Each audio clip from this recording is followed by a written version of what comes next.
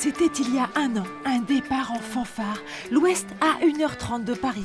On imaginait déjà le miracle. Les entreprises allaient quitter la capitale, venir ici où il fait si bon vivre. Leurs salariés achèteraient de jolies maisons avec des hortensias et le vendredi, les touristes enfileraient leurs marinières pour se précipiter sur nos plages. L'emploi, l'immobilier, tout le monde allait en profiter. Un an plus tard, qu'en est-il vraiment ? Sécurisé a ses bureaux à Rennes, Paris, Singapour, Tokyo et des succursales dans presque tous les trains. Hassan Triki fait parfois 2 ou 3 allers-retours dans la semaine. La grande vitesse pour Paris, il adhère, il adore. J'y vais plus facilement pour la demi-journée. Alors qu'avant, je me forçais à le faire, à prendre toute la journée, à remplir mon agenda pour optimiser.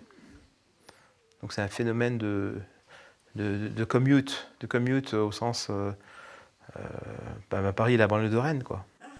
Rennes, ici Rennes, 1h26, ça va vite, très vite. Mais quand il faut recruter des perles rares pour une start-up, l'essentiel n'est peut-être pas la vitesse. À partir du moment où vous développez une filière industrielle dans un domaine donné, et si vous arrivez à attirer l'excellence, l'excellence attire l'excellence. C'est ainsi. Alors que ce soit en 1h25 ou en 2 heures, c'est pareil. C'est mieux en 1h25, bien évidemment. C'est mieux. Autour de la gare de Rennes, des milliers de mètres carrés de bureaux sont en construction. Difficile d'avoir des chiffres, mais il se murmure que les clients n'auraient pas encore adopté la très grande vitesse d'achat. Il y a toujours un temps de latence, un peu d'inertie.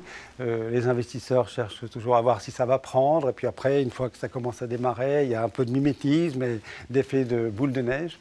Donc, restons optimistes. Guy Baudel participe aux travaux de l'Observatoire de l'impact de la LGV.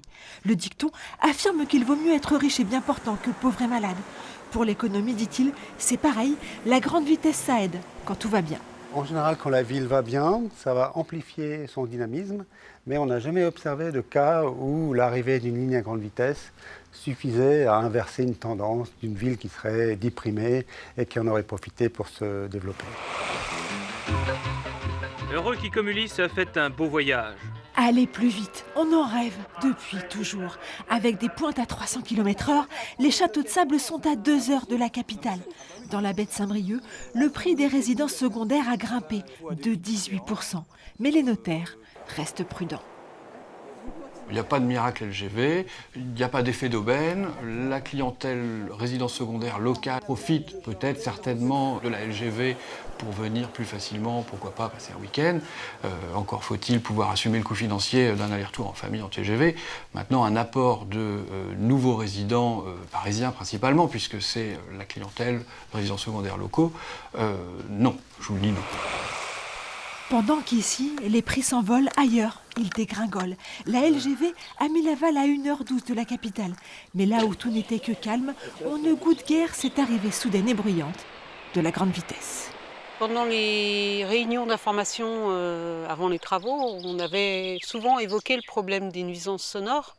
Et on nous avait un peu ri au nez pour nous dire que ça ferait juste le bruit d'une machine à laver.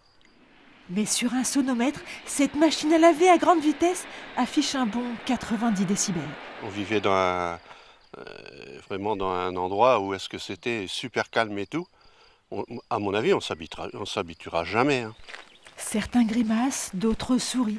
Les 3,5 milliards d'euros d'investissement de cette ligne à grande vitesse auront-ils un impact sur le développement de nos régions ? Dans 50 ans, historiens, géographes nous le diront. Peut-être.